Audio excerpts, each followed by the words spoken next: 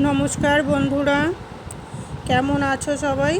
আশা করছি সকলেই খুব ভালো আছো, আর আমিও ভীষণ ভালো আছি।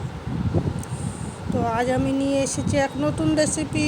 চলো দেখে নেওয়া যাক কীভাবে বানাই আমি এই রেসিপিটি। আমি এখানে 3টে ম্যাগি নিয়ে নিয়েছি, আর আমি নিয়ে নিয়েছি এখানে একটু ক্যাপসিকাম, কাঁচা লঙ্কা কুচি, আর নিয়েছি 2টো পেঁয়াজ কুচি আর একটা আলু কুচি, আর নিয়েছি 3টে ডিম।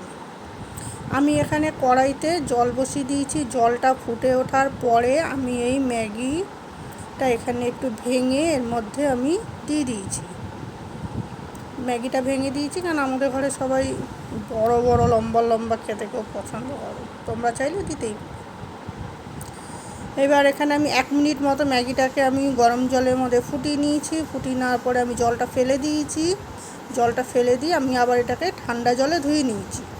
ঠান্ডা জলে ধুয়ে নিয়ে তারপরে আমি এটাকে একটা প্লেটের মধ্যে দিয়েছি। এইবার এখানে 3টে ডিম ছিল, সেই ডিমটা আমি এখানে ভেজে নিয়েছি। ডিমটা ভাজা হয়ে যাওয়ার পরে আমি এখানে আলুটা ভাজতে বসিয়ে দিয়েছি।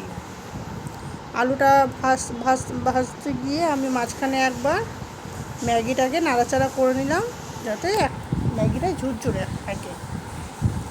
এইবার আলুটা একটু ভাজা ভাজা হয়ে যাওয়ার পরে আমি এখানে পেঁয়াজ কুচি আর লঙ্কা কুচিটা দিয়ে আমি এখানে একটু সামান্য নাড়াচাড়া করে নেব।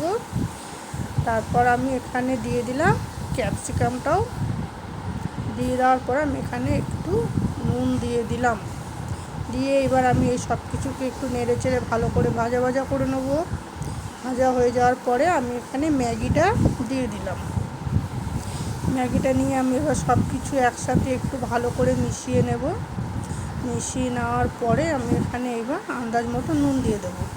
আমি কিন্তু জল ফোটানোর সময় আমি একটুও নুন দেইনি, তাই এখানে আমি আন্দাজ মতো নুন দিলাম।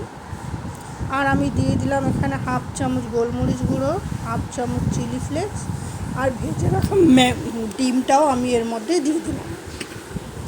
দিয়ে দেওয়ার পরে এখানে যে 3টে ম্যাগি মশলা ছিল, 3টে ম্যাগি মশলা আমি এখানে ইউজ করব না, আমি এখানে 2টো ম্যাগি মশলা ইউজ করব।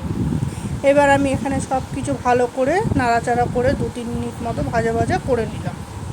দেখো তো বন্ধুরা, এটা দেখতে কেমন হয়েছে অবশ্যই বাড়িতে ট্রাই করো, আর আমাকে একটা লাইক করে আর কমেন্ট করে অবশ্যই জানিও। ভিডিওটি দেখার জন্য অনেক অনেক ধন্যবাদ। বাই।